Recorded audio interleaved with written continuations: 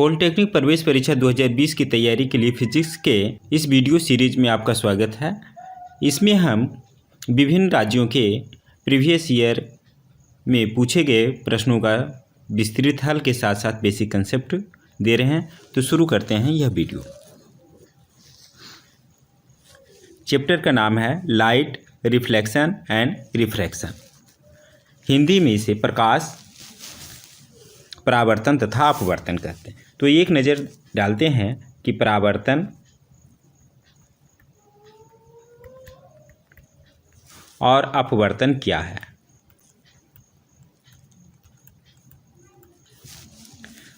परावर्तन का मतलब ये हुआ कि प्रकाश का किसी माध्यम से टकराकर वापस उसी माध्यम में लौटने की घटना को परावर्तन कहा जाता है। अपवर्तन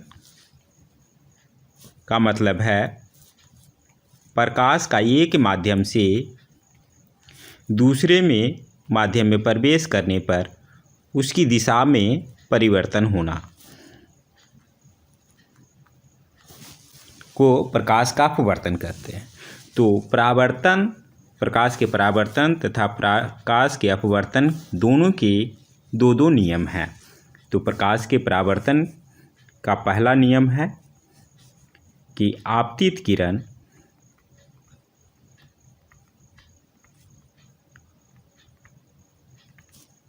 परावर्तित किरण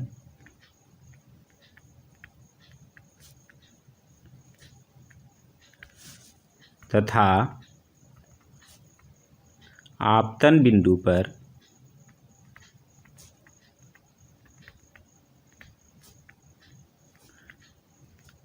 अभिलंब सभी एक ही तल में होते हैं।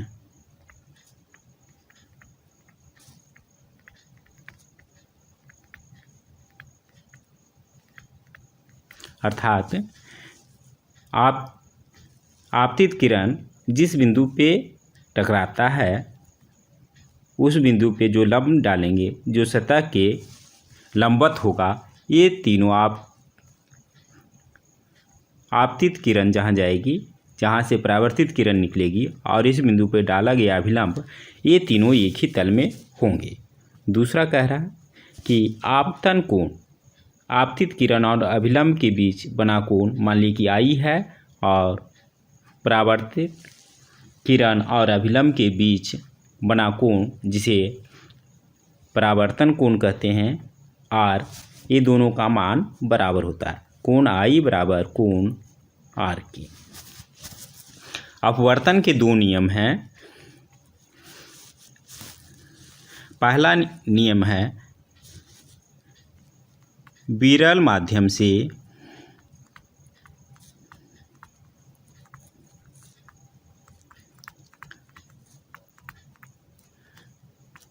जब प्रकाश सघन माध्यम में जाती है तो यह अभिलंब की ओर मुड़ जाती है।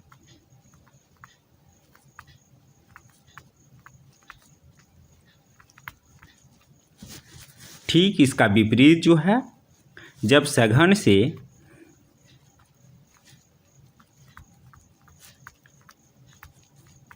विरल माध्यम में प्रकाश जाएगी तो अभिलंब से दूर हटेगी।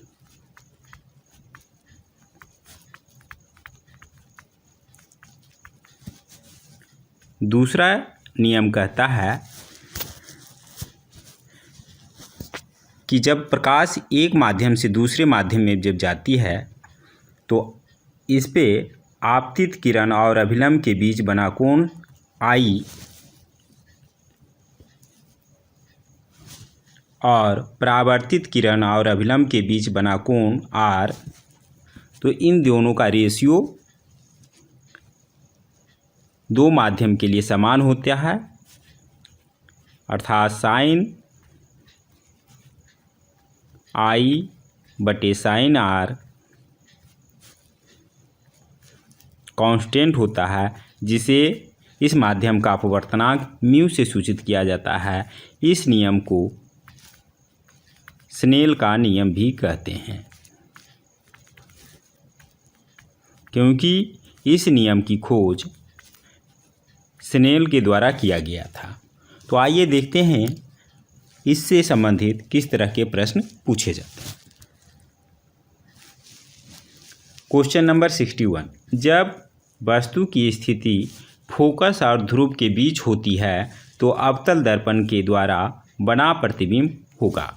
इससे पहले वाला वीडियो में अवतल दर्पण के बारे में पूरा डिटेल पढ़े हैं, अगर आप वो वीडियो नहीं देखें तो देख लें। यह प्रश्न दिल्ली पॉलिटेक्निक 2017 में पूछा गया प्रश्न है। जब ध्रुव और फोकस के बीच वस्तु होती है तो उसका सीधा प्रतिबिंब बनता है, और सभी सीधा प्रतिबिंब हम जानते हैं काल्पनिक भी होता है। ऑप्शन बी इसका सही आंसर होगा।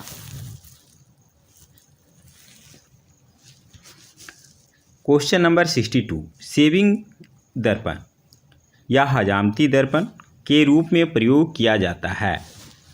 यह दिल्ली पॉलिटेक्निक 2017 में पूछा गया प्रश्न है। अवतल दर्पण का प्रयोग किया जाता है। ऑप्शन बी इसका सही आंसर होगा।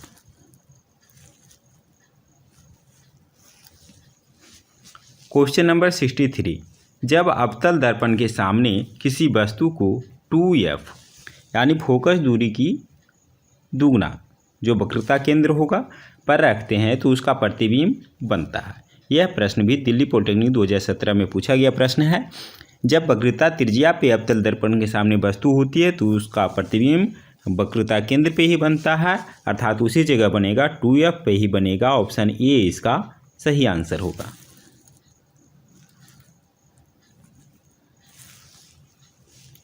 क्वेश्चन नंबर 64, यदि किसी अवतल दर्पण के ध्रुव से फोकस की दूरी 25 सेंटीमीटर है तो फोकस से वक्रता केंद्र की दूरी क्या होगी।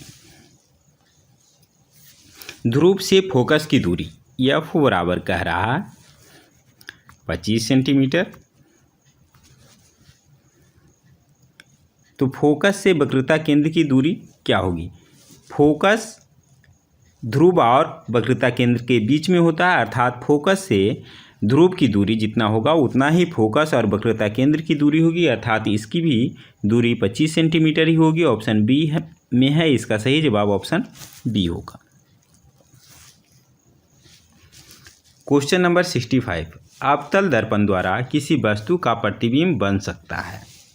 कह रहा है केवल आभासी, बिल्कुल नहीं, इससे वास्तविक भी बनती है। केवल वास्तविक, आभासी भी बनती है। तो दोनों ए एवं बी, आभासी और वास्तविक दोनों तरह के प्रतिबिंब बनते हैं। ऑप्शन सी इसका सही आंसर होगा।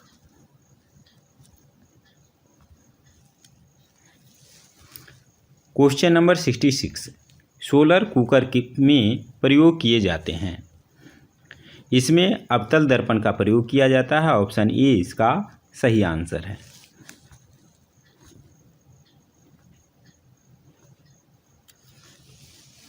क्वेश्चन नंबर 67, अवतल दर्पण की फोकस दूरी उसकी वक्रता त्रिज्या की होती है।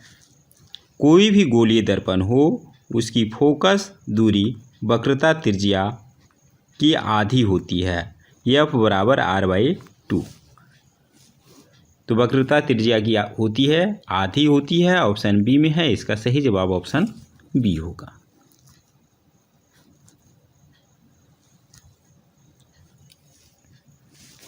क्वेश्चन नंबर 68, यह प्रश्न झारखंड पॉलिटेक्निक 2019 में पूछा गया प्रश्न है।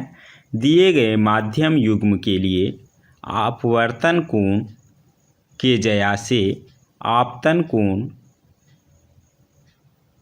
के ज्या का अनुपात स्थिर है, इस सिद्धांत को कहा जाता है। इसे स्नेल का नियम, सिद्धांत या नियम कहा जाता है, जिसे म्यू बराबर sine i by sine r. Option B इसका सही आंसर होगा। क्वेश्चन नंबर 69, निम्नलिखित में किसका अपवर्तनांक सबसे बड़ा है। इन सब में सबसे ज़्यादा हीरा का अपवर्तनांक होता है, यह लगभग 2.42 होता है। ऑप्शन सी इसका सही आंसर होगा। यह प्रश्न झारखंड पॉलिटेक्निक 2019 में पूछा गया प्रश्न है।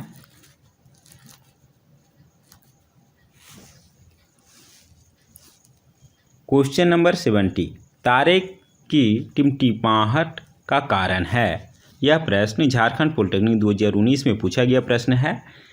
यह वायुमंडलीय अपवर्तन के कारण होता है, जो कि ऑप्शन ए में है। इसका सही जवाब ऑप्शन ए होगा।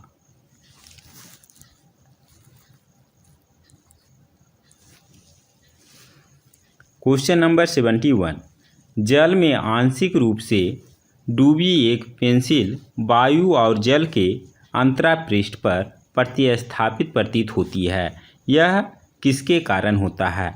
यह प्रकाश के अपवर्तन के कारण होता है, क्योंकि वायु में प्रकाश की चाल अलग होती है, जल में प्रकाश की चाल अलग होती है। इसलिए एक माध्यम से जब दूसरे माध्यम में जाती है तो प्रकाश की किरण की दिशा बदल जाती है, प्रतिस्थापित हो जाती है। इसका सही आंसर होगा अपवर्तन, जो कि डी में है। इसका सही जवाब ऑप्शन डी होगा।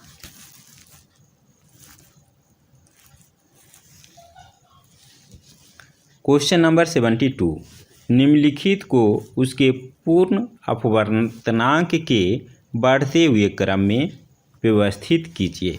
यह प्रश्न झारखंड पॉलिटेक्निक 2018 में पूछा गया प्रश्न है। तो इन सब में देखिए,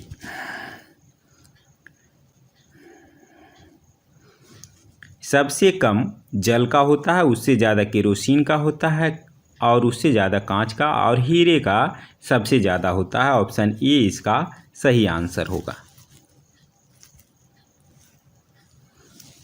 क्वेश्चन नंबर 73, चंद्रमा के धरातल से देखने पर आकाश का रंग क्या है?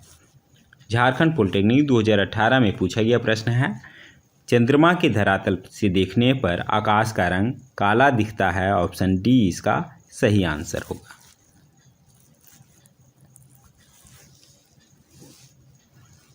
क्वेश्चन नंबर 74, आकाश का नीला रंग और सूर्योदय और सूर्यास्त के समय सूर्य के लाल रंग का कारण होता है। झारखंड पॉलिटेक्निक 2019 में पूछा गया था। इसका सही जवाब है प्रकाश का विकिरणन, जिसके कारण आकाश का नीला रंग होता है और सूर्योदय एवं सूर्यास्त के समय सूर्य लाल रंग का होता है। ऑप्शन ए में है। इसका सही जवाब ऑप्शन ए होगा। क्वेश्चन नंबर 75, यदि वायु से जल का अपवर्तनांक 4/3 है तो जल से वायु का अपवर्तनांक है। देखिए, जब वायु से जल है और उसका उल्टा मुझे पूछ रहा है जल से वायु का अपवर्तनांक क्या होगा, तो जैसे इसका रेसिप्रोकल करते हैं, मतलब अंश का हर और हर का अंश में बदल दें, तो 4/3 का उल्टा करेंगे तो क्या होगा? 3/4 होगा। यही इसका अपवर्तनांक होगा। जल से वायु का अपवर्तनांक 3/4 होगा, जो कि ऑप्शन बी में है। इसका सही जवाब ऑप्शन बी होगा। इस वीडियो में इतना ही। आशा है ये वीडियो आपको पसंद आई होगी। वीडियो को अंत तक देखने के लिए धन्यवाद।